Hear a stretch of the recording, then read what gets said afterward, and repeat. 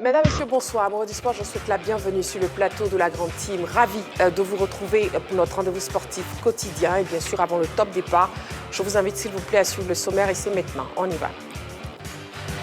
La Grande Team propose ce soir l'actualité sportive d'ici et d'ailleurs. Et c'est dans LGT News. Kylian Mbappé en course pour le Pichichi, ça fait le buzz. Ligue 1, Stade d'Abidjan, 56 ans après, enfin le titre, on en parle dans l'actu. Sans oublier les nouvelles des internationaux ivoiriens à l'étranger et c'est dans la saga des pros. Excellente soirée sportive sur la 3 en compagnie de Marie-Christine Begré et ses invités.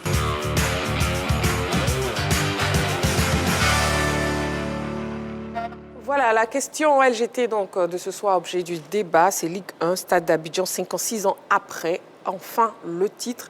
Et bien sûr, pour participer, vous aurez le téléphone de la 3 dont le numéro est le 27 21 59 93 99. Ou bien vous avez toujours la page Facebook de la 3. Nous serons donc en direct sur la 3 jusqu'à 22h. Et je serai accompagnée de Balo. Balo, bonsoir. Bonsoir, Marie-Christine. Comment vous allez? Ça va chez vous? Très bien, merci beaucoup. Henri Joël, bonsoir. Bonsoir Marie-Christine. Comment vous allez? Oh, je vais bien. D'accord. Et Dago Charles, bonsoir. Bonsoir Marie-Christine. Comment vous allez, Dago Je vais Charles? très bien. D'accord. Vous Grâce avez... au Stade d'Abidjan. Grâce au Stade d'Abidjan. Et à Tout à l'Africa. fait. Beaucoup moins l'Africa. Beaucoup plus l'Afrique. C'est mieux, je vais saluer José Dati. José Dati, bonsoir. Bonsoir, Marie. Comment vous allez? Ouais, je vais très Vous bien. avez mangé du bouillon de poulet avant de venir ici? Oh, pas aujourd'hui, mais le week-end surtout. Ah, Le week-end. d'accord. Donc, Balo, le week-end, on a rendez-vous chez José Oui, pour si, le si, bouillon de poulet. Voilà. On ira manger du porc au foot. La gauche. Bon, c'est pas une émission culinaire, hein, heureusement. Voilà, c'est une émission sportive. La question LGT, Ligue 1, Stade d'Abidjan, 56 ans après. Enfin, le titre. On part donc avec LGT News et après, on se retrouve pour le débrief des news sur le plateau de la Grande Team. À tout de suite. LGT News. Ouvrons le chapitre football à présent. Division régionale Interligue. Agna en finale. Douloureuse fin de parcours pour Sigui. Agna Sport de Bondoukou a validé son ticket pour la finale des barrages qualificatifs pour la Division 3. C'était le week-end dernier au stade Abinan Kouakou Pascal d'Annie Bilékrou. Les poulains de coach Bané El Hadj Nouo se sont imposés 2-1 face à Africa Cool, synonyme de qualification pour le sprint final. Contrairement à cette équipe d'Agna qui s'est qualifiée au la main, celle de Sigui Sport de Goméré a connu une fin de parcours douloureuse au terme d'un match marqué par des décisions arbitrales controversées face à Max Inter, vainqueur sur le score de 1-0. Soulagé, vraiment soulagé, parce que c'était pas vraiment facile. Mais par rapport aux efforts des enfants, on a pu arriver là. Et je félicite vraiment les enfants, vraiment content pour cette belle victoire. Bon, vraiment, moi, je n'ai pas l'habitude de critiquer les arbitres. Mais vous voyez vous-même ce soir. Voilà, je pense qu'il faut amener les jeunes gens à la compétition, ne pas amener les jeunes gens à tricher. Parce que nous, on a mérité être champion, être là aux Interligues. Mais s'il faut préparer ces arbitres-là pour venir jouer contre nous comme ça, vous avez vu, hein, voilà, ils ont coupé tous nos pieds, ils ont fait ce qu'ils étaient venus en mission, ils ont accompli leur mission. Mais je suis déçu parce que vous ne pouvez pas travailler toute une année. Et puis, bon, voilà, un arbitre comme ça vient, il vous fout tout en l'air. Il faut amener les jeunes gens à aller à la compétition. Vraiment, ce soir, vraiment, je suis déçu, quoi. Je suis déçu.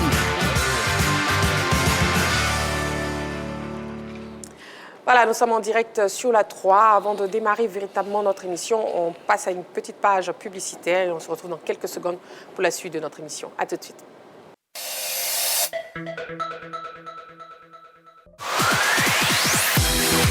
Salut à tous, je suis Yves Mar, je vous donne rendez-vous tous les jours de la semaine, du lundi au vendredi, 11h15, 12h30 pour le nouveau concentré de l'actualité urbaine et populaire, le midi.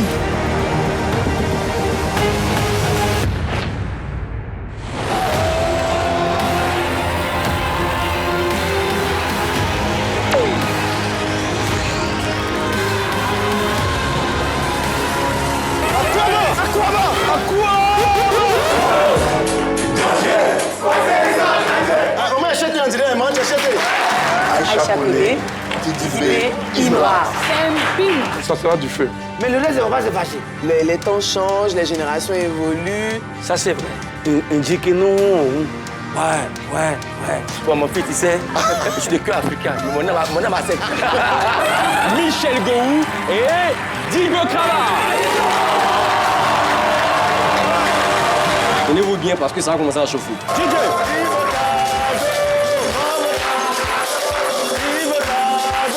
C'est la folie ici dans le midi. Venez! Le Midi, le nouveau concentré de l'actualité urbaine et populaire. À voir du lundi au vendredi, 11h15, en direct sur les antennes de la 3. Présentation Yves Aymar. Le Midi, téléplaisir.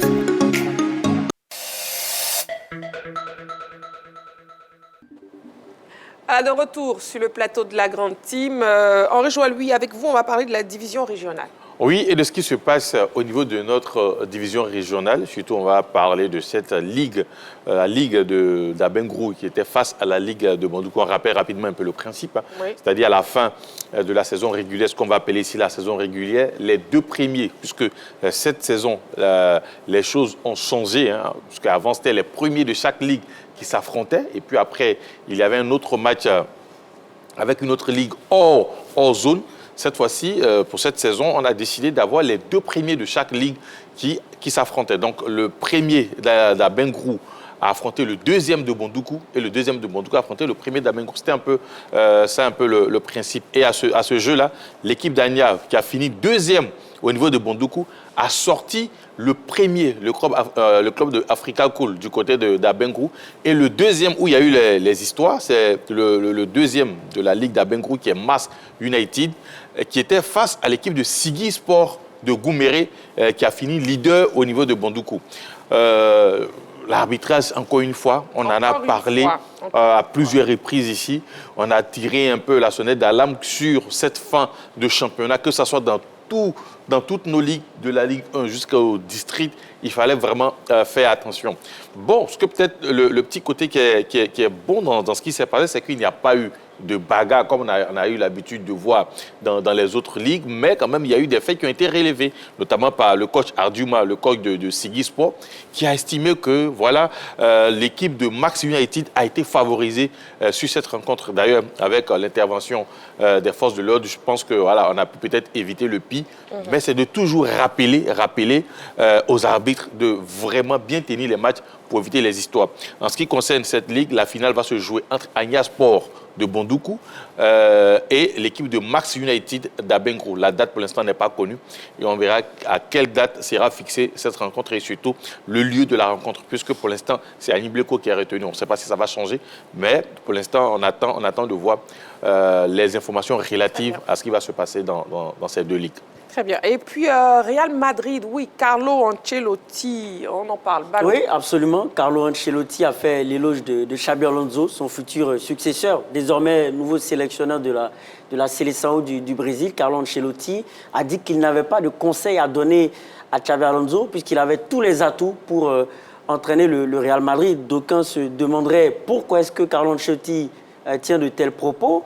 Eh bien, la réponse est simple. Il faut savoir que Xabi Alonso, au bout de 2 saisons et demie, a pu, si vous voulez, mettre sur les rails l'équipe du Bayer Leverkusen. Une équipe qui flirtait avec la relégation, qui maintenant a joué des rôles de premier plan, notamment la saison passée avec un doublé Coupe d'Allemagne, Bundesliga, avec une série d'invincibilité incroyable au niveau du championnat. Ils sont restés invincibles tout le long du championnat, égalant les invincibles d'Arsenal de 2004, ce qui est quand même extraordinaire en ce qui concerne les championnats européens.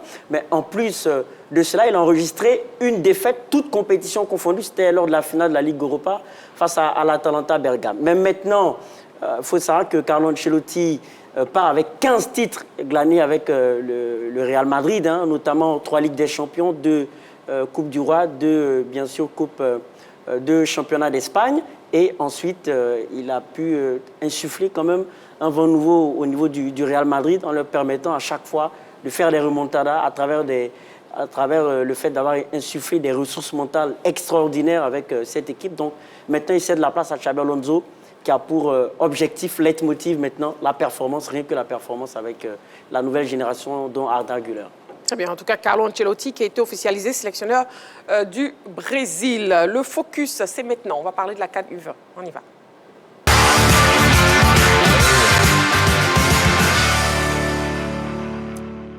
le dernier carré, de la CAN U20 qui se déroule en Égypte depuis le 27 avril est connu. Donc, voyons les résultats des quarts de finale disputés lundi. Mais bon, avant le résultat des affiches des demi-finales, bon, déjà, quel regard vous portez sur la formation du pays organisateur? José Dati. Le pays organisateur, c'est l'Égypte. Hein. L'Égypte qui organise 2 fois successivement. Je pense en 2023, l'Égypte aussi avait organisé cette CAN des U20. L'Égypte a organisé cette compétition après le désistement de la Côte d'Ivoire. Et la compétition s'est déroulée tant bien que mal. On a annoncé même déjà qu'au niveau des journalistes sportifs, vraiment, il y avait très peu d'engouement, puisqu'il fallait tout faire sur le redéploiement. Là. Donc, au niveau de l'Égypte, en tant que compétiteur, c'est un pays qui, au niveau des compétitions de jeunes, c'est à partir des U20 vraiment que tout se prépare. C'est vrai, ils vont à U17, mais U17, c'est pas une compétition sur laquelle ils vont généralement pour gagner des trophées. Mais à partir de U20, ils s'impliquent vraiment et je pense que ils l'ont remporté déjà 2 fois, je pense, s'il ne me trompe pas. Une fois, ils l'ont organisé, je crois, en 97. Ils l'ont organisé et ils l'ont remporté. Et pour l'instant, tout se passe bien dans ce pays. Et puis bon, on espère que ça va sourire vraiment au Nigeria, par exemple. Bon, déjà, voyons les résultats. Les résultats des quarts de finale disputés lundi, ainsi que les affiches des demi-finales. Oui, donc le Nigeria, au terme des 90 minutes où ils ont fait 0-0 face au Sénégal, se sont imposés au tir au but 3-1. Le Maroc a battu 1-0 la Sierra Leone après les prolongations. Le Ghana a fait 2 buts partout et s'est incliné 5-4 au tir au but face à l'Égypte. Et l'Afrique du Sud, après prolongation, a disposé de la République démocratique du Congo 1-0. Le jeudi 15 mai 2025, à 15h, on aura Afrique du Sud, Nigeria, à 18h, Maroc, Égypte, sur nos antennes, bien sûr.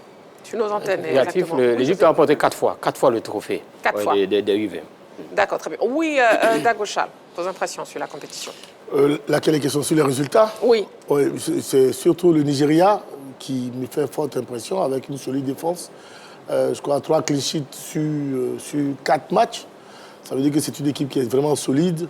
On connaît les Nigérians pour leur football de jeunes. Mais là, cette compétition-là, franchement, elle est vraiment solide. Et donc, elle n'a pas usurpé sa qualification. Donc, pour moi, c'est une véritable équipe qui prétend effectivement à remporter cette compétition-là. Maintenant, on va voir les demi-finales, c'est autre chose. Face à l'Afrique du Sud, on verra ce que ça va donner, parce que l'Afrique du Sud aussi, c'est un très beau football. Et donc, on verra ce que ça va donner. Mais en tout cas, j'ai aimé le parcours de cette équipe du Nigeria, qui sait que pour aller loin dans une telle compétition, il fallait avoir une très bonne défense, avec un bon milieu de terrain. Et puis après, le reste a joué sur un coup, sur cette force. Et sur ce coup-là, ils ont vraiment réussi. Et on a le parcours du Maroc, Balo. Oui, le parcours du Maroc avec une équipe qui a la capacité sur le jeu des Marocains à se procurer pas mal d'occasions. Je pense que c'était 58% de possession de balle sur leur dernier match, avec 4 occasions franches à la clé. Donc ça reste toujours l'identité du football marocain, jeu assez technique. Une équipe aussi assez efficace, disciplinée tactiquement. Donc c'est sur ces valeurs-là que justement les Marocains sont en train de se projeter dans cette compétition. Mais globalement, il faut dire que c'est un football qui ne cesse de croître parce que des efforts sont faits par bien sûr le roi du Maroc en ce qui concerne le développement des infrastructures, le développement des centres de formation. Et aujourd'hui, avec un socle de grands clubs, ces Marocains arrivent à s'imposer sur la scène internationale. Donc, sincèrement, c'est pas nouveau et justement, je pense que ça va se perpétuer jusqu'à la CAN pour les A. Pour les A, oui, Henri Joël. Alors, Balo a vraiment évoqué quelque chose d'assez intéressant en ce qui concerne cette équipe du Maroc, je dirais le pays lui-même, puisque à tous les niveaux, il y a la formation. Et même au-delà du football des hommes, au niveau du football féminin aussi, là-bas, il y a du travail qui est fait. Aujourd'hui, quand on parle de Ligue des champions féminine, du côté de l'Afrique, les clubs marocains sont toujours présents. Donc, à tous les niveaux, ça travaille très bien et les résultats sont là. Hein. Les Marocains, aujourd'hui, quand on prend au niveau de la sélection A, ils sont présents. Au niveau des sélections jeunes, ils sont là. D'ailleurs, vainqueur de la CAN U17 face au Mali, c'est eux. D'ailleurs, c'est cette équipe du Maroc qui élimine la Côte d'Ivoire. Donc, le travail est fait. Et quand le travail est fait, forcément, vous avez les résultats. Dans ce match, c'est un peu... Parce que là, ils rencontraient une équipe de Sierra Leone très, très difficile. Ça, il ne faut pas l'oublier. L'équipe de la Sierra Leone qui avait battu l'Égypte, pays organisateur, en phase de poule 4-1 ou 4-2, à ce niveau-là. Donc, il fallait être solide face à cette équipe de Sierra Leone. Ils l'ont été. Ils ont réussi à contenir cette équipe de Sierra Leone. Et puis après, ils ont réussi à marquer ce but-là dont ils ont pu protéger jusqu'à la fin. Donc, c'est une équipe qui est solide. Maintenant, face à l'Égypte, face au pays organisateur, ça sera aussi une autre paire de manches. Une autre paire de manches. Et puis bon, est-ce que vous pensez déjà que ces demi-finalistes seront de bons représentants pour l'Afrique à la Coupe du Monde au Chili? Oui, bien sûr, bien sûr. Arriver à ce stade de compétition, ça veut dire qu'on est déjà un compétiteur. Voilà. Ce sont les meilleurs qu'on a pris dans la catégorie des U20. Voilà, c'est-à-dire le Nigeria, l'Afrique du Sud, l'Égypte et le Maroc. Voilà, donc je suis confiant, surtout avec ces pays-là. Et on attend vraiment l'Afrique du Sud pour voir de quoi cette équipe-là est capable, puisque c'est une équipe qui n'a jamais remporté la compétition des U20. Hein. Voilà, c'est la découverte, franchement, de cette compétition. Et ce serait très intéressant de la voir dans cette compétition du mondial des U20. En tout cas, l'Afrique du Sud qui pourrait créer la surprise. Oui, Dagochal. Oui, au niveau du mondial, moi, je n'ai aucune crainte pratiquement pour les équipes de jeunes. C'est au niveau des seniors qu'on a des difficultés pour gagner la Coupe du Monde.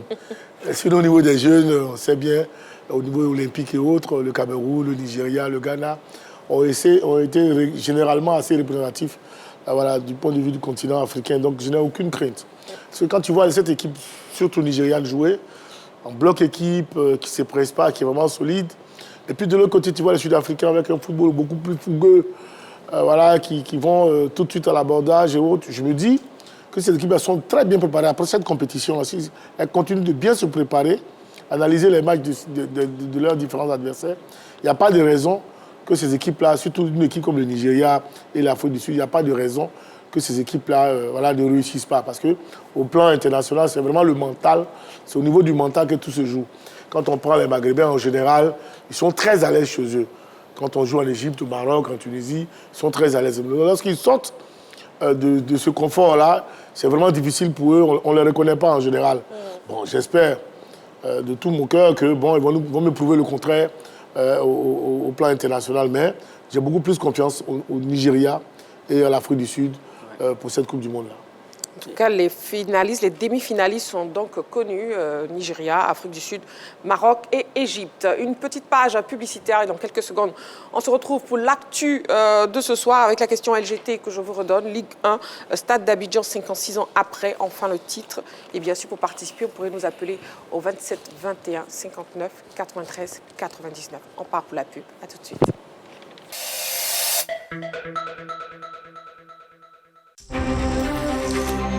Allez, salut à tous et bienvenue dans l'heure des tchatcheurs et merci de votre confiance. Messieurs, installez-vous confortablement le temps de cette chaude empoignade. Mais ils doivent aller gagner. Ils doivent aller prendre 3 points en déplacement. À chaque jour suffit sa peine, monsieur Soileau. C'est ça le football. À la recherche de sensations footballistiques autour d'un débat, ne cherchez plus. L'heure des tchatcheurs, le débat sportif par excellence, déroule le tapis rouge pour des débats encore plus fun. Tu emploies le mot parce qu'il faut les employer. Plus chaud bouillant et plus critique. Quand tu es un compétiteur, tu ne te laisses pas marcher dessus. Je suis désolé. On peut tout me raconter, mais il n'y a pas photo. Sinon, pas parce que tu es champion d'Afrique que c'est fini, tu es titulaire à part entière. L'heure des tchatcheurs n'a jamais été aussi envoûtante comme cette saison. Monsieur Massagourou, 3 finales, c'est le football en déplacement et à la maison. Ah donc tu n'aimes pas les finales, monsieur Soileau? Non, c'est parce que je parle.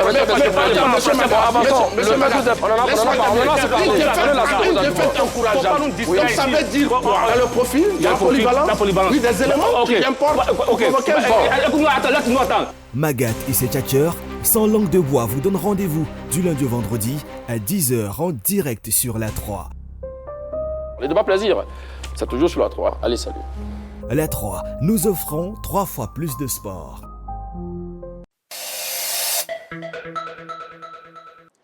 Nous sommes de retour sur le plateau de la Grande Team et avant l'actu et aussi le Sabuzz de ce soir, pour votre plaisir, nous vous proposons les buts marqués au cours des quarts de finale de la CAN U20.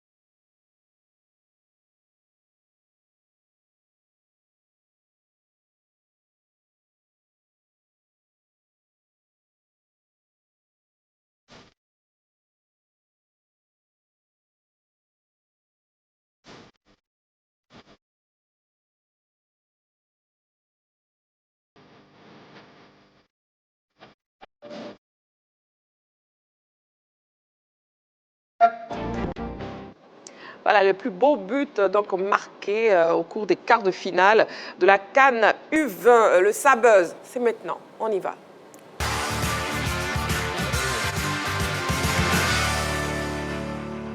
Kylian Mbappé crée le buzz. Oui, Kylian Mbappé dans le club Real Madrid est en passe de perdre le titre en Liga, pourrait se consoler avec des distinctions personnelles. Déjà plus de détails avec cet élément préparé par la rédaction. On regarde. Même si le titre est quasiment perdu pour le Real Madrid, battu 4-3 par le Barça dimanche dernier, ce titre. Voilà, donc messieurs, Kylian Mbappé, pour sa première saison, à défaut du titre en Liga, est-ce qu'il pourrait se consoler justement avec ses distinctions personnelles? Ballot. Oui, absolument, parce que déjà Robert Lewandowski a été blessé. Il revient tout doucement à la compétition. Il a disputé quelques minutes face à l'Inter de Milan. Il doit retrouver la machine, il doit encore retrouver certains repères, alors que Kylian Mbappé est dans le, si vous voulez, le summum de sa forme avec le Real Madrid. Il avait commencé difficilement, mais effectivement, il s'est réathlétisé. Il a retrouvé ses déplacements qui ont fait sa force, son efficacité. Sur le dernier Classico, il a fait valoir sa vitesse, sa pointe de vitesse et comment avoir le titre de Pichichi, étant donné que pour moi, Robert Lewandowski est un peu en dedans en ce moment à cause de sa blessure. Il revient de blessure, c'est assez compliqué. Et Kylian Mbappé a la confiance mentale. Je pense que Dagochal, étant ancien joueur, peut témoigner. Lorsqu'un joueur est confiant mentalement, surtout un attaquant, je pense que ça fait des étincelles. Ça fait des étincelles. Henri Joël, vous pensez pareil? Oui, je pense que il a la chance, il a toute la chance pour lui de finir non seulement la confiance du club, la confiance de son entraîneur, et le résultat, il est là, même si son équipe, le Real Madrid, cette saison, n'est pas la grande forme, Ligue des Champions, Liga et les autres compétitions. Voilà, ils ont vu le Barça passer devant. Mais lui, il a fait sa saison. Il a fait sa saison, beaucoup critiqué. Mais c'est là qu'on voit un peu la force mentale du joueur. Parce que ce n'est pas tous les joueurs qui peuvent vraiment résister à des tempêtes médiatiques. Par contre, lui, à un moment, il a su laisser passer cette tempête-là. Et puis, où il a su faire le dos rond. Et puis derrière, il a fait ce qu'il sait faire le mieux, jouer et marquer. Aujourd'hui, je pense qu'il peut s'en sortir et il peut sauver sa saison personnelle avec peut-être cette distinction-là de Pichichi au niveau de la Liga pour sa première saison, bien sûr. Pour sa première saison, effectivement, Kylian Mbappé, Dagochal, malgré ses prestations et ses performances, qui est critiqué à tort ou à raison. Écoutez, quand on est Kylian Mbappé, qu'on a mis là-bas à ce niveau, lorsqu'on était au PSG, c'est clair qu'on sera beaucoup plus exigeant avec toi. Et donc, quand on est dans un club comme le Real Madrid, c'est de l'exigence de tout instant. Et donc, je pense qu'à ce niveau-là, pour une première saison, nous autres, nous avions pensé qu'il allait avoir un problème d'adaptation, que ça allait être un peu difficile pour lui.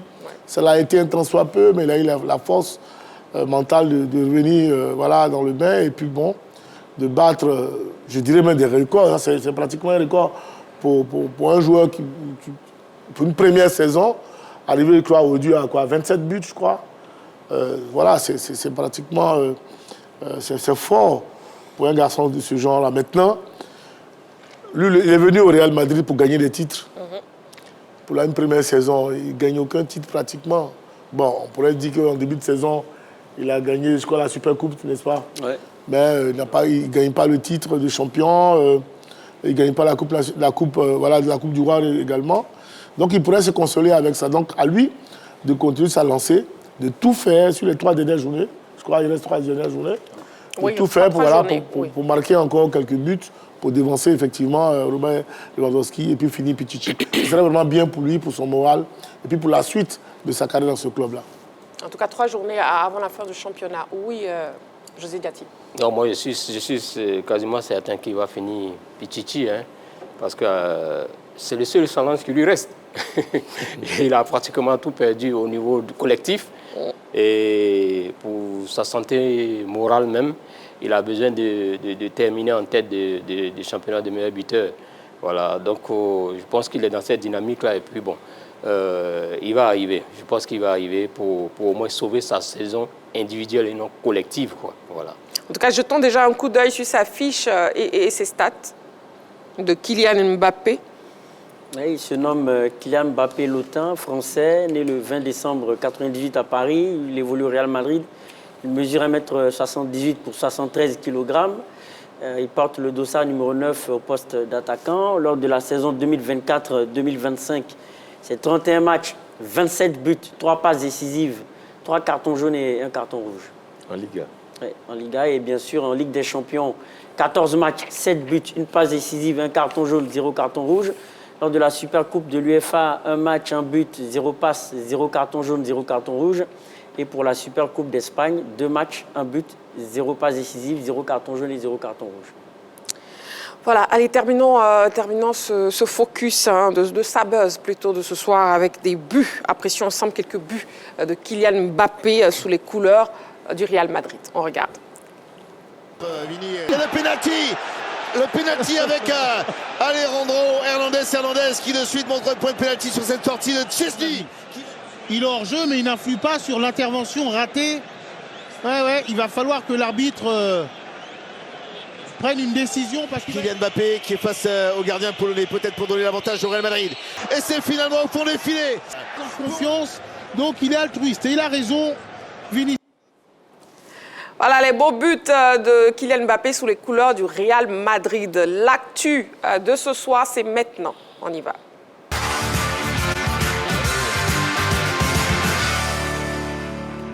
Et bien sûr, vous suivez votre émission La Grande Team. Nous sommes en direct sur la 3, toujours accompagné de Balo. Balo, vous allez bien? Ça va, ça va. Vous allez toujours bien. Henri Joël, vous allez toujours bien. Ah, je vais bien. Vous allez toujours bien, Henri Joël? Je vais très bien. Voilà. D'accord, Charles, vous allez bien? Toujours. José Diati? Je vais bien. Avec quoi? Avec le bouillon. Voilà, avec le bouillon qu'on prévoit. On doit préparer. On prévoit déguster sur le plateau, ce week-end. Balo, ben dis donc. Oui, mais faire le bouillon de poulet. Moi, je sais très bien faire. Donne-lui le carton. Quand c'est moi, tu... Non, vous avez raison. Franchement, il mérite un carton. Carton jaune pour Balo. Voilà. C'était revenu. Ça dépend de ce qu'on veut faire sauter, puis revenir là, ça dépend. Et un deuxième carton pour Henri Joël. Voilà. Deg. Voilà. Messieurs, on est à l'actu de ce soir. Voilà, on va vous entendre sur le stade d'Abidjan. C'est là qu'on va vous entendre. Ah bon? Donc le stade d'Abidjan qui a conservé sa place de leader au terme de la 29e journée de la Ligue 1 disputée ce week-end à un match à la fin du championnat. Les Yéyés vont-ils enfin monter sur le toit du football ivoirien 56 ans après le dernier sacre? La question LGT de ce soir donc, Ligue 1, stade d'Abidjan, 56 ans après, enfin le titre. On regarde cet élément de la rédaction.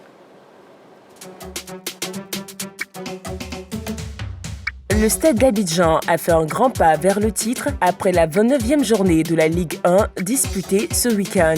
Les Yéyés ont réussi à prendre le meilleur sur Zoman FC au terme d'une partie prolifique en but. S'ils se sont laissés surprendre à 2 reprises, les poulains de l'entraîneur Alexandre Lafitte ont apporté une belle réplique en inscrivant 3 buts. À la suite de l'ouverture du score grâce à un autogol, Roger Assalé et Yann Zébré ont scellé la victoire des Bleus et Rouges. Leader de la Ligue 1 avec 3 points d'avance sur le second, la SEC Mimosa, le Stade d'Abidjan n'aura besoin que d'un nul lors de la dernière journée face à l'IS Sassandra pour décrocher le 6e titre de champion de son histoire. Un sacre qui le fuit depuis 1969. Revenu dans l'élite du football ivoirien à l'issue de la saison 2021-2022 sous la houlette du président Sidibé Souleymane, le Stade d'Abidjan aura mis 4 ans à se donner les moyens de se hisser au devant de la scène nationale en franchissant une étape importante de son évolution. Avec une participation à la Ligue des champions de la CAF, le club bleu et rouge a bâti un collectif compétitif autour de joueurs expérimentés comme Aka Essis Baudelaire, Roger Assalé, Mokoro Cheikh, Mansou Kouakou et le fantasque gardien Bamba Drissa. Leurs efforts sont en passe de payer en Ligue 1, une compétition qu'ils dominent après 29 journées avec 18 victoires, 5 nuls et 6 défaites pour 44 buts marqués et 26 encaissés.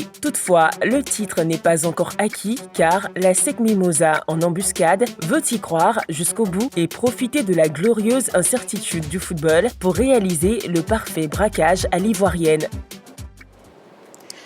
Et le téléphone est ouvert. Le numéro de téléphone, c'est le 27 21 59 93 99. 27 21 59 93 99. La question LGT, Ligue 1, Stade d'Abidjan, 56 ans après. Enfin, le titre. Messieurs, sur le plateau, à vos panonceaux, s'il vous plaît, un oui ou bien un non. Et après, je vous laisserai argumenter. C'est donc un oui pour José Diati, un non pour Dago Charles, un oui pour Balo. Un oui, pardon. Je ne peux pas. Non, pardon. Je suis désolé. Non, jamais, Concours. Carton jaune, donc, pour Dago Charles. C'est oui, non. Mais c'est pour ça que je ne comprenais pas, je vous regardais. Donc c'est un oui pour tout le monde. Oui. Ah oui. D'accord. Donc, je sais pas, vous avez pensé à quoi pour sortir ce nom? Oh, j'étais un peu dans les vapes. J'étais déjà champion. Ah, ok. J'étais en train de célébrer déjà avec... D'accord, voilà. d'accord. Bon, on n'est pas encore à ce stade. Donc, c'est un oui pour tout le monde sur ce plateau. Et n'oubliez pas, vous pouvez nous appeler au 27 21 59 93 99 ou nous écrire sur la page Facebook de la 3. Henri Joël, on commence avec vous. Vous avez donné un oui. On vous laisse argumenter. Aujourd'hui, je pense qu'ils ont fait le plus dur. Le Stade d'Abidjan a fait le plus dur. Quand ils prennent la tête du championnat, parce que c'était tenu par l'équipe de l'AFAD, ils ont été solides sur les derniers matchs, même si ça a été difficile. Et là où, moi, je les attendais plus, c'était le match face à l'équipe de Mouna FC. Mais ils se sont rendus ce match très, très facile en imposant leur manière de jouer à l'équipe de Mouna. Ils ont battu 3-0. D'ailleurs, j'étais au commentaire de ce match. J'ai vu un peu la solidité. J'ai encore plus admiré la solidité du Stade d'Abidjan. Et parce que la plupart du temps, dans ces genres de bataille, c'est plus la fin. C'est à la fin qu'il faut être solide. Et le Stade d'Abidjan a su être solide jusqu'à cette avant-dernière journée. Donc, je pense que face à l'IS, sans toutefois minimiser l'équipe, je pense qu'ils sont... Au niveau du mental, au niveau même du jeu, ils sont supérieurs à cette équipe de l'IS de Sassandra qui récemment a été tenu en échec. Et cet échec-là, ce match nul-là, les envoie directement en Ligue 2. Donc, est-ce que l'équipe de l'IS, les joueurs ont ce moral-là de se battre toujours? Je ne pense pas. Aujourd'hui, c'est le Stade d'Abidjan qui en veut et qui va tout se donner comme moyen, bien sûr, pour pouvoir battre cette équipe de l'IS, même à un match nul. C'est pour cela que j'ai mis le oui, même à un match nul, ils sont champions. Donc, ils ont toutes les chances aujourd'hui, au niveau, vu la configuration actuelle du championnat et surtout des forces en présence, ils ont toutes les chances pour finir champion de Côte d'Ivoire. D'accord. Et nous avons un appelant, M. Montéo Anatole, qui nous appelle de Zoukoube. Bonsoir, M. Montéo Anatole. C'est ça qui a réussi à prononcer mon nom, c'est une bonne chose. Ah, j'ai bien prononcé votre nom aujourd'hui, non? C'est bien prononcé aujourd'hui, la Voilà, victoire donc. Allez, bienvenue sur le plateau de la grande team. Ok. Le stade d'Abidjan doit être champion. Comment on va être Barça, le stade va gagner? Vous dites? Le stade d'Abidjan sera champion. Sera champion, oui. Même vous envoyez le Barça, le stade va battre le Barça. Ah, d'accord, ok. Même si on emmène le Barça, le stade d'Abidjan va battre le Barça. Ok, d'accord. Mais c'est l'organisation, le stade a organisé. Oui. Le stade est vraiment organisé. Malgré les erreurs de certains arbitres, le jeu a su surmonter cette situation. Donc le stade sera gagné. Le stade va gagner. D'accord, ok. Ils vont pas faire le match, ils vont gagner le match. On va match. C'est bien noté. Merci beaucoup, M. Montéo Anatole. Allez, bonne soirée. Et merci de nous suivre chaque soir, du lundi au vendredi, de 20h30 à 22h. Avant de vous écouter, messieurs, déjà vraiment les résultats et le classement à l'issue de la 29e journée de la Ligue 1. Oui, donc le Stella Club a fait 0-0 face à la SOA. Un but partout entre Iska et l'AS Denguélé. Le CO Korogo a battu FC Mouna 4-3. Sol FC a disposé de l'AFAD 3-2. Le FC San Pedro a fait un but partout face au Racing Club. Le Lys a imité le FC San Pedro sur le même score face au FC Oza, un but partout. La SEC Mimosa a battu Boaké FC 2-0. Et le Stade d'Abidjan a battu Zoman 3-2. Et sur la page Facebook de la 3, nous avons une autre information. Oui, Balo, termine. Oui, entre-temps, le classement, ça donne 59 points pour le stade. La SEC Mimosa est à 3 points. Mais la grande information de ce trio, c'est que l'AFAD est totalement décroché avec sa défaite face à Sol, donc hors course pour le titre. Et les relégables sont Lys de Sassandra et l'AS Denguélé. Très bien. Nous avons donc des intervenants sur la page Facebook de la 3, à savoir M. Eumantano qui nous dit bonsoir Mme Marie-Christine Begré et la grande team, bonsoir à vous. Le stade d'Abidjan n'est pas encore champion. Il lui reste encore un match à jouer et ce match est très important, d'autant plus que derrière, dans le rétroviseur, se pointe l'ASEC Mimosa, qui attend une défaite du stade, loin d'être écarté, et une victoire de celle-ci pour détrôner le stade. Si le stade veut obéir à ses souhaits, qu'il cravache dur pour parvenir à ses fins, car le chemin qui conduit au bout du tunnel est encore parsemé d'embûches. Merci et bonne émission. Merci beaucoup à vous, M. Eumantano. La question LGT, Stade d'Abidjan, 56 ans après, enfin le titre. José Diati, on vous écoute, vous avez donné un oui. Oui, j'ai donné un gros oui parce que je doute fort que le stade... Une seconde, juste le temps de prendre un appelant. Monsieur Koulibaly nous appelle d'Amni Bilécro. Bonsoir, Monsieur Koulibaly. Bonsoir, madame. Bienvenue sur le plateau de la grande team. Merci, Marie-Christine Begré. Merci beaucoup, Monsieur Koulibaly. On vous écoute, Ligue 1, Stade d'Abidjan. Oh, vraiment, quel miracle pour moi. Hein. Ça fait plus de 3 ans, j'ai tant de vous de participer à l'émission. Bon, voilà. Mais vraiment, je me suis dit, bon, vraiment, la 3 est contre moi bien. Oh, Jamais. C'est mon émission préférée. Hein. Oh, merci. Je vous suis depuis sa création. Merci beaucoup. Et je salue, pour appeler la grande team. Merci. Bonsoir, monsieur. Et mon cher ami Pompidou, bonsoir à vous. Bonsoir, cool. Okay. Ah, le nom, hein. Oui, 56 ans. Ça, c'est mon âge, hein, Marie-Christine. Ah, Monsieur Koulibaly, d'accord. Oui, ça, c'est mon âge, mais je suis un actionnaire patenté. Oui. Et vraiment, bravo au Stade d'Abidjan, bravo au Stade d'Abidjan. Bravo, bravo, bravo, 1000 fois bravo au Stade d'Abidjan. 56 ans, vraiment, c'est énorme, hein. Voilà. Donc, voilà tout ce qu'il y avait à dire. Bravo au Stade d'Abidjan. Il n'y a rien à faire, le Stade sera champion. Ah bon. Merci beaucoup. Merci à vous, Monsieur Koulibaly. Merci beaucoup. Merci de nous suivre. Merci de nous suivre. En tout cas, il nous appelait Dany Bilecro et il nous suit tous les soirs, du lundi au vendredi, de 20h30 à 22h. Merci beaucoup. Cool, l'ami de Pompidou, Dago Charles. José Dati, oui, on vous écoute. Ouais, je disais tout à l'heure que je donne un gros oui pour ce titre qui tend les bras au stade d'Abidjan, tout simplement parce que le stade est dans une suite logique de son parcours, dans son processus. Rappelons-nous que le stade a terminé deuxième année la saison dernière. Voilà. Et donc aujourd'hui, le stade a l'effectif pour aller chercher ce titre-là pour cette dernière journée-là. Et je doute fort vraiment que le stade puisse se trouver lors de cette dernière journée face au Lys de Sassandra. On est au football, c'est vrai. Rien n'est encore joué. Et la SEC a encore ses chances d'être champion sur un faux pas du stade.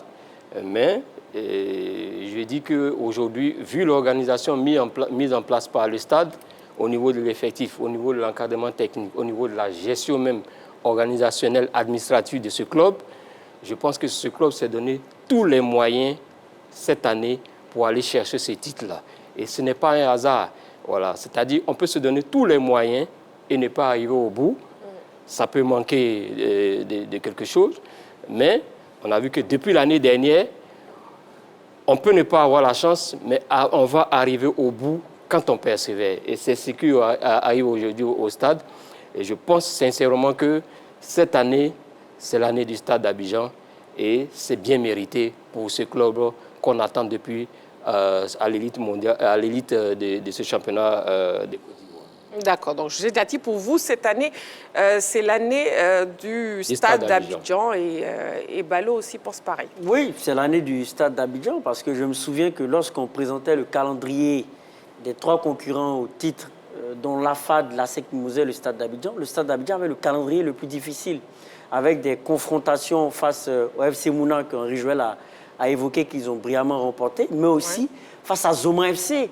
Zoma FC, c'est une équipe quand même difficile à jouer, avec un football bien léché, techniquement au point, avec un entraîneur aussi expérimenté, Abiyao, mais cette équipe du stade a réussi pratiquement au forceps en s'imposant 3-2 face à Zoma, à garder ses chances intactes de titre.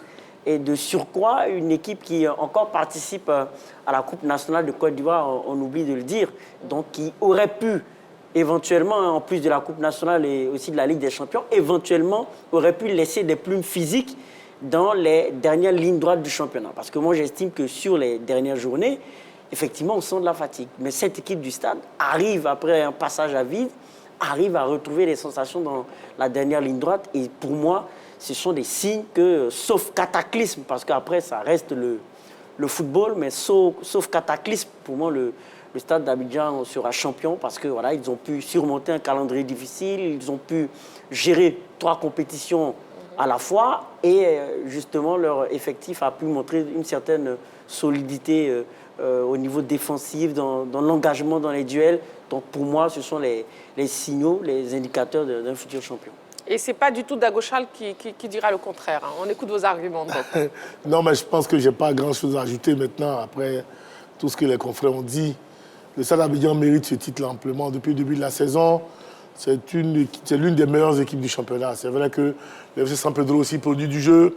C'est vrai que Mouna, de temps en temps, joue du beau football, mais ces équipes n'ont pas été constantes, comme ce fut le cas du Stade d'Abidjan.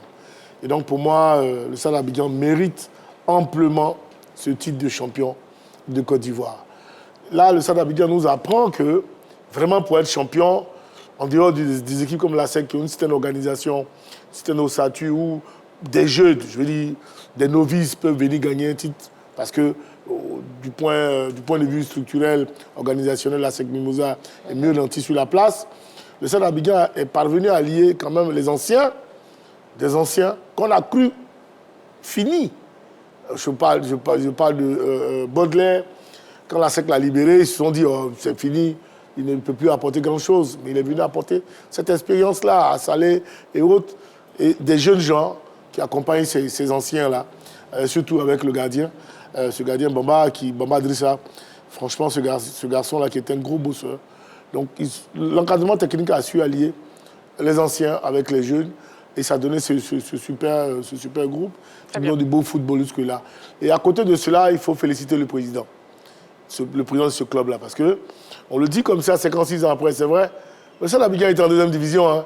Ça a été très difficile pour cette équipe-là. À une époque, j'ai été directeur sportif de ce club. Ça a été vraiment difficile. Et lorsque ça fait quoi, 5-6 ans que le Stade d'Abidjan est arrivé en première division 4 saisons. 4 saisons, voilà. 4 saisons. Et en 4 saisons, il participe à la Coupe d'Afrique. Il joue le titre, ce n'est pas donné à toutes les équipes.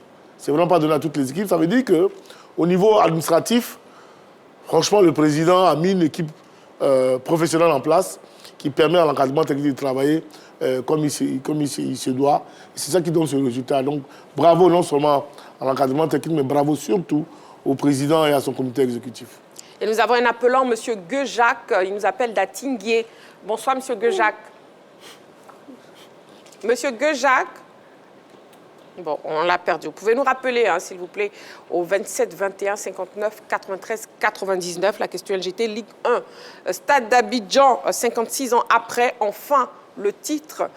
Voilà. Et puis, Dagocha Louis qui parlait des anciens comme Roger Assalé, Akaïsis Baudelaire ou Moukoro Chek. Et vous pensez qu'ils ont joué un rôle capital dans le parcours des Bleus et Rouges. José Dati, vous pensez pareil? Mais bien sûr, bien sûr. Je me souviens que sur ce plateau même, il y a eu des débats sur l'âge moyen de cette équipe des joueurs du stade. Beaucoup se plaignaient du fait que c'était des anciens. C'est-à-dire que, notamment sur la compétition de la Coupe d'Afrique des Nations, de la Ligue des Champions, bon, beaucoup se plaignaient pour dire, bon, effectivement, c'est des anciens, ils sont finis, comme Dagocha le disait, tout ça. Mais on voit aujourd'hui que ce sont ces anciens qui ont réussi à maintenir le club jusqu'à arriver à ce stade où le stade, probablement, va terminer champion de Côte d'Ivoire. Parce que il faut aussi une bonne dose d'expérience dans toute une équipe. Et puis, c'est pas encore fini, hein, la Coupe nationale. Voilà. Il faut une bonne dose d'expérience. Voilà. Et je pense que les dirigeants du stade ont su faire un maillage entre les jeunes et vraiment les joueurs un peu plus expérimentés. Et c'est ce qui a donné un peu tous ces résultats-là. Et ça, on doit s'en inspirer. Bon, c'est dommage qu'ici, surtout dans notre football, vraiment, on catalogue vraiment les joueurs. Tout d'un coup, on dit que c'est des vieux joueurs, tout ça. Alors que, bon, c'est pas le débat, mais on voit en Italie. C'est l'expérience. En tout cas, là, c'est un autre débat. Voilà. Messieurs, nous avons un appelant. En tout cas, c'est ça. D'accord. Monsieur Georges Dodo, il nous appelle de San Pedro. Bonsoir, monsieur Georges Dodo. Bonsoir, madame Marie-Christine Degré. Bienvenue sur le plateau de l'Atlantique. Je salue le plateau également. Bonsoir, monsieur. Voilà. Monsieur Georges Dodo, on vous écoute. Ligue 1, Stade d'Abidjan, 56 ans après. Enfin, le titre. Oui, je pense que ce sera véritablement le titre parce que le stade est resté constant depuis une certaine époque par rapport donc à comment on appelle ça, la saison de cette année. Oui. Et ils n'ont pas eu beaucoup de comment on appelle ça, de déchets dans leur parcours. C'est vrai qu'à un moment donné, la FAD secouait. Mais le stade est resté constant. Après qu'ils sont sortis de la Coupe d'Afrique, ils se sont mis en tête de véritablement finir, au moins parmi les deux premiers, et retourner à cette Coupe parce que j'ai le sentiment qu'ils y tiennent. Et je suis content parce que cette année, la SEC et le stade, qui sont un peu des habitués de ces coupes-là, vont représenter à nouveau la Côte d'Ivoire. Et je pense que c'est bien pour la Côte d'Ivoire et pour le championnat de Côte d'Ivoire. D'accord, très bien, c'est bien noté. Merci beaucoup, monsieur Georges Dodo. Merci. Merci à vous. Je vous en prie. Merci pour votre participation à l'émission. Oui, Dago Charles. Non, ce que je voulais ajouter, c'est que généralement, quand on parle du stade d'Abidjan, on parle de la Coupe de 66, hein, en général. Et on se rend bien compte qu'effectivement, le stade d'Abidjan, c'est une équipe de coupe. Parce qu'après cette Coupe de 66, il y a la Coupe de 84, la génération de Théi Joël, Oumar Ben Salah et autres. Et puis après, nous, on arrive avec la génération 94. On remporte la Coupe nationale aussi après. Et donc, finalement, ce sont les Coupes nationales, je dirais que le Stade d'Abidjan avait l'habitude de gagner, en dehors de ces 5 ou 6 autres titres que nos aînés ont gagnés dans les années 60. Mais là, cette génération-là est en train d'écrire une véritable page du Stade d'Abidjan. Déjà, l'année dernière, finissant deuxième du championnat. Il y a très longtemps que le Stade d'Abidjan a fini deuxième du championnat. Et puis finir cette année premier et être encore en course pour la Coupe nationale, ça veut dire que le Stade d'Abidjan peut réaliser le doublé cette saison. Et ça serait vraiment inédit. Et c'est en cela que je profite de cette antenne-là pour dire au président de vraiment de ne pas lésigner sur les moyens et d'encourager ces jeunes gens-là à réaliser ce doublé-là, c'est possible. Parce que cette équipe-là peut battre, elle a déjà battu toutes les équipes qu'elle va rencontrer en Coupe nationale, donc elle peut gagner son dernier match face à Nice et puis venir réaliser ce doublé. Ça sera vraiment une année exceptionnelle pour la famille bleue et rouge. Franchement, elle mérite un tel sort. N'est-ce pas, Marie-Christine? Coucou à Marie-Jean-Marcel, ce monsieur. Voilà. Je profite pour lui faire un coucou à Marie-Jean-Marcel. Oui. Parce que ce monsieur-là, il est stade d'Abidjan. Il respire, il pense, il dort, stade d'Abidjan. Et là, tout à l'heure, dans le reportage, je l'ai vu assis à l'extrême gauche du président. Franchement, ce serait vraiment bien pour ce monsieur-là de vivre un titre avec le Stade d'Abidjan. D'accord, Dagochar. Oui, Balo. Décidément, le rouge, c'est la vie de Dagochar. Hein. Ah oui, décidément, franchement. Non, mais je l'ai dit. Marie-Christine, je l'ai dit plusieurs fois. À qui veut l'entendre? C'est vrai, je suis supporter du stade de l'Africa Sport. Je suis né à Africa Sport. Mais j'ai vécu et j'ai été élevé et éduqué au Stade d'Abidjan où j'ai appris beaucoup de valeurs. Et donc, je supporte aussi le Stade d'Abidjan. Parce que je ne suis pas ce garçon ingrat. Quand on t'a donné tout, notre famille t'a tout donné, il faut être reconnaissant à l'endroit de cette famille. Et vous êtes reconnaissant. Donc je suis du Stade d'Abidjan aujourd'hui, de tout cœur le Stade d'Abidjan. De toute façon, c'est là-bas le soir l'Africain a perdu. Donc je vais jeter tout mon dévolu au Stade d'Abidjan. Vous ne voulez pas tout perdre, donc vous vous ramassez. Merci Marie-Christine, je t'adore. Moi aussi. Et puis, n'oublions pas le coaching, hein, le coach Lafitte, oui. Il est arrivé un peu inconnu. Il était arrivé ici, on ne le connaissait pas beaucoup d'interrogations, tout comme les techniciens qui arrivent dont on n'a pas suffisamment d'informations. On se posait la question, qu'est-ce qu'il allait apporter à cette équipe du Stade d'Abidjan?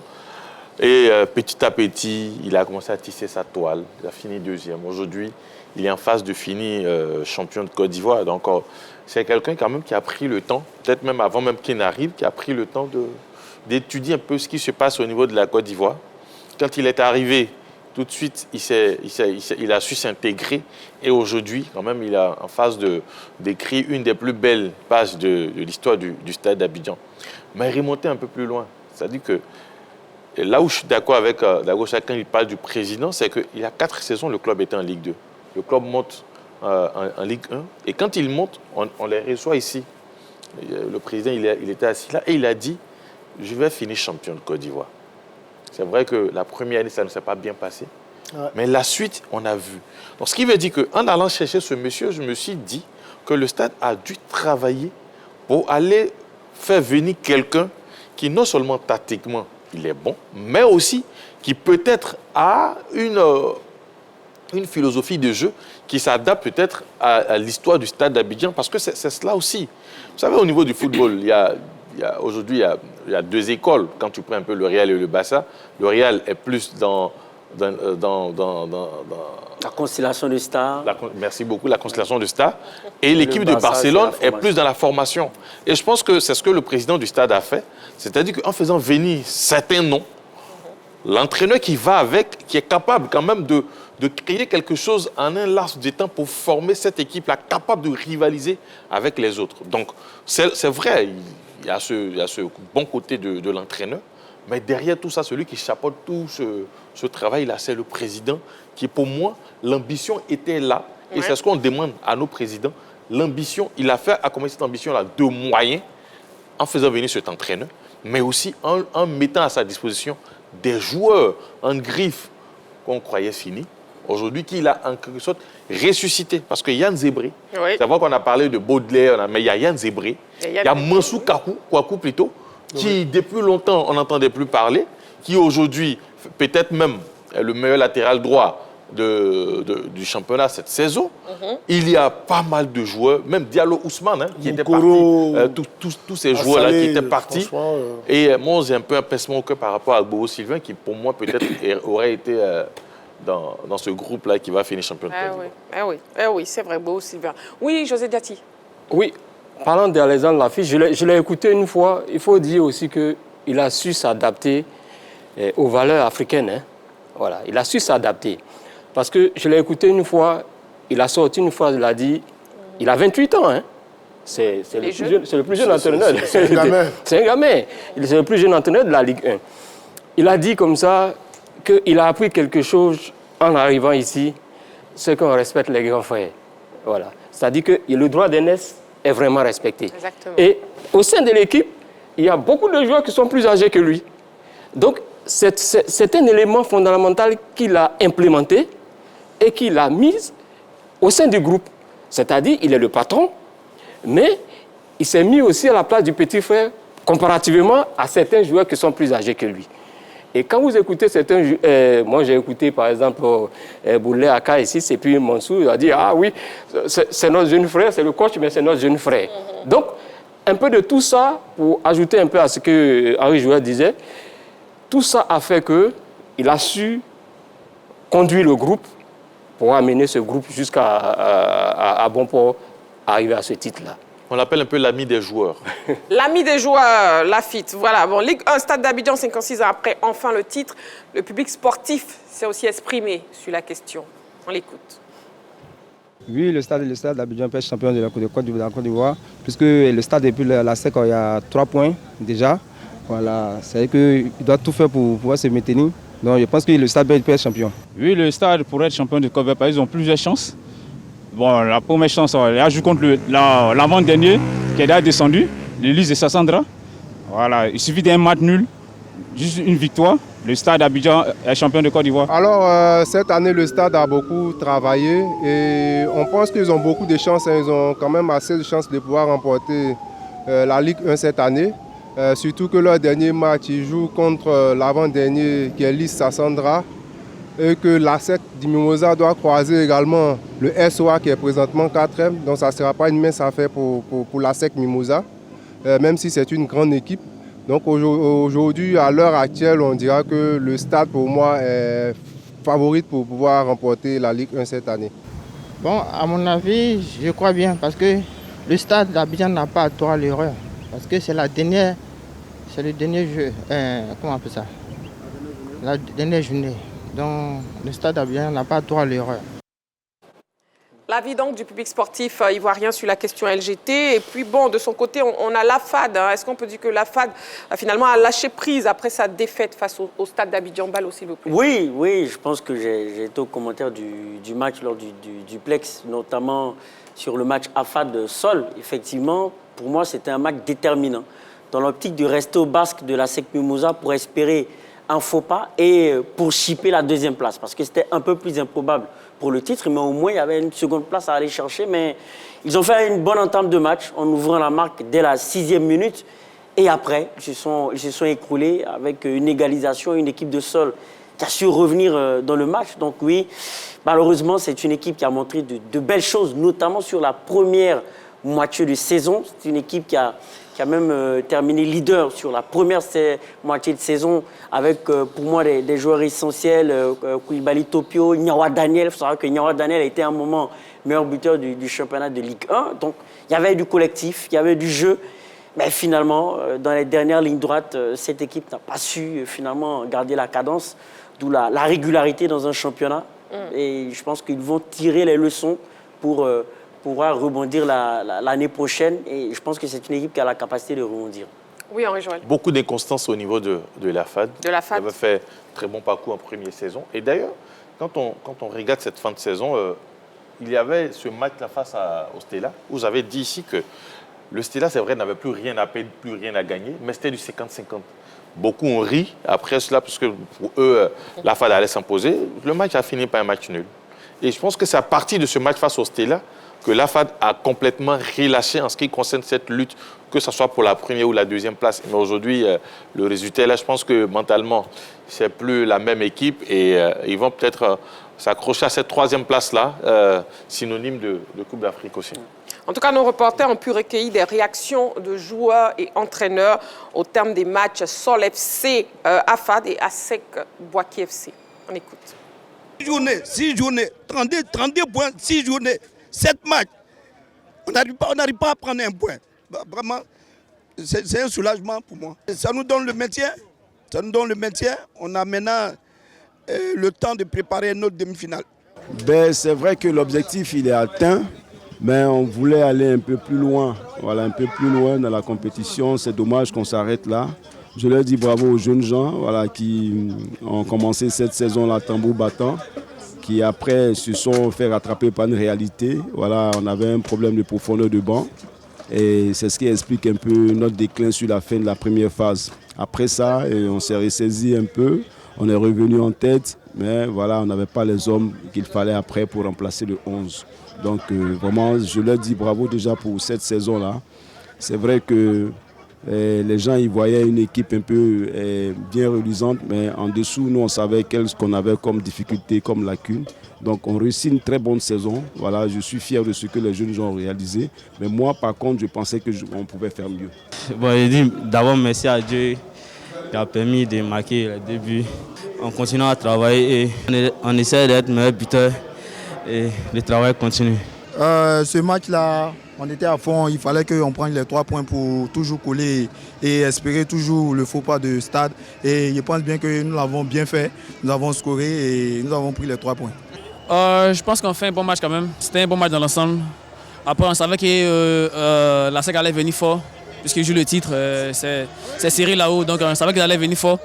Après, on n'a pas démérité. Je pense que c'était un bon match. Maintenant, on va aller se reposer. On n'est pas déçus. Voilà, c'est juste des regrets sur quelques occasions. On aurait pu peut-être faire mieux, mais globalement, si on est honnête, on regarde l'ensemble du match, on a perdu contre le plus fort. La consigne était laquelle? De jouer. La consigne était de jouer sans pression. Il n'y a rien qui nous attend derrière. On joue, on propose de notre football et on verra ce qui arrive. Mais comme j'étais en train d'expliquer, j'étais en train d'échanger avec le coach, je pense que c'est physiquement et au niveau de l'intensité, ils nous ont fatigués bien comme il fallait. C'est bien, on a fait notre travail. Nous, on fait tout pour continuer à rester dans la course malgré tout ce qui se passe autour de ces matchs. Il y a un truc qui est sûr, je félicite mon adversaire aujourd'hui parce qu'il y a une chose qui est certaine, c'est qu'on ne donne aucun match à la SEC. Et toutes les équipes essayent de faire du mieux possible, essayent de montrer leur valeur, parce que ça leur permet peut-être d'être recrutés, de valoriser le travail qui est fait chez eux, parce qu'accrocher la SEC, ça sera toujours une performance. Donc on a la seule certitude de ce championnat, c'est celle-là. Après, on observe ce qui se passe de loin, nous on fait en sorte de rester dans la course au cas où il se passe des choses normales, mais j'ai été surpris aujourd'hui de voir que la VAR s'était déplacée ici et qu'on fait des duplex avec des matchs de Ligue 2 en Côte d'Ivoire pour ne pas faire des duplex pour le titre. On aurait peut-être vu des choses intéressantes et qu'on a vu un peu tout au long de la saison. Bon, il y a des choix qui sont étonnants, mais c'est comme ça. Donc nous, on se bat jusqu'au bout et puis on fera les comptes après. On sait qu'il y a des choses qu'on a laissé passer de notre côté, mais il y a aussi peut-être des choses qui ont été faites comme ça. De retour sur le plateau de la Grande Team, nous sommes toujours en direct sur la 3 jusqu'à 22h. Nous sommes donc dans les arrêts de jeu de l'émission et nous passons à Saga des procès maintenant. On y va.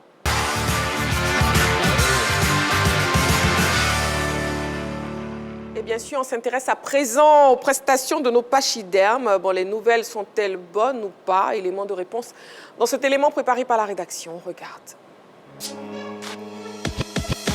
En ces 31 minutes offertes par son coach face à Wolverhampton, Amad Diallo n'a certes pas été décisif avec Manchester United, tombé devant West Ham 0-2, mais il a montré de belles choses durant les 83 minutes passées sur l'aire de jeu. La pépite ivoirienne des Red Devils retrouve peu à peu son niveau après une blessure qui l'a éloigné des terrains durant des semaines. En Espagne, pour finir avec cette séquence, Nicolas Dagochal, Jean-Philippe Crasso, oui, et Paris FC couronné champion en Ligue 2. Félicitations à mon neveu. Très bon, très bon pour son moral. Champion d'Afrique. Oui. Super, très bonne saison. Buteur maison de cette équipe de Paris FC, qui conçoit actuellement un super projet. Voilà, donc il fait partie de ce projet. C'est certainement à cause de ce projet-là qu'il a signé dans ce club. Et donc maintenant, on va voir le petit adresse devant les buts parce que la Ligue 1, c'est différent. La Ligue 2, c'est le haut niveau. Il va jouer contre Paris Saint-Germain, contre Marseille. Et là, je pense que ça va tellement le bonifier qu'il sera beaucoup plus rentable, il sera encore beaucoup plus intéressant pour l'équipe nationale de Côte d'Ivoire. Donc bravo à lui, félicitations à lui. Et coucou à sa mère qui s'occupe de lui comme agent. Dis donc, vous faites coucou à tout le monde ce soir. Je ne fais que féliciter ceux qui gagnent. D'accord, merci. Vous avez un problème avec les gens qui gagnent? Non, pas du tout. Ballot, gagnons ensemble, oui. On poursuit avec le neveu de Dagochal. Oui, effectivement. Auteur de 17 buts. Oui, absolument, et 7 passes décisives, mais pas que. Il y a des statistiques qui font état du fait que, oui, il gagne en étant à 40% impliqué sur les buts de Paris FC. Il a été 79% dans le 11 de départ. Je laissais toutes les statistiques. Absolument, ouais, mais c'est important. Ouais. 79% dans le 11 de départ du Paris FC, ce qui veut dire qu'il est un titulaire indiscutable. Donc oui, on voit bien implication dans les buts qui prouve son influence dans le collectif et la confiance en lui du staff par rapport au 11 de départ. Donc pour moi, j'ai toujours trouvé que c'était quand même un bon attaquant qui offrait plusieurs palettes. Il sait jouer au dos au but. On a eu des configurations à l'équipe nationale où on a même mis sur le côté. C'était pas très mal. Il est bon dans le duel aérien. Donc pour moi, oui, la possibilité pour moi de faire une belle saison de Ligue 1 et viser plus haut. Pourquoi pas aller dans les top clubs européens. D'accord. En tout cas, ses coéquipiers, lui, ont savouré leur titre en Ligue 2. Suivons ensemble.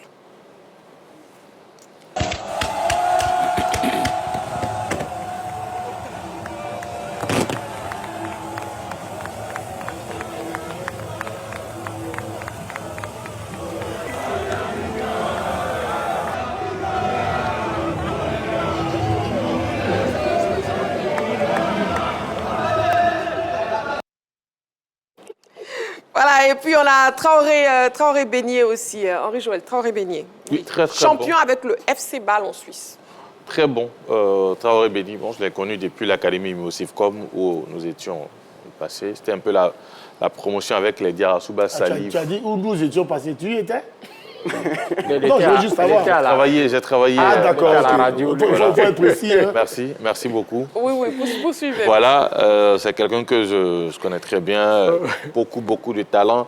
Il avait quand même quelques petites difficultés à un moment, mais là, il a été blessé. Voilà, avec son équipe de FC Bâle, on le voit un peu, on voit un peu son implication.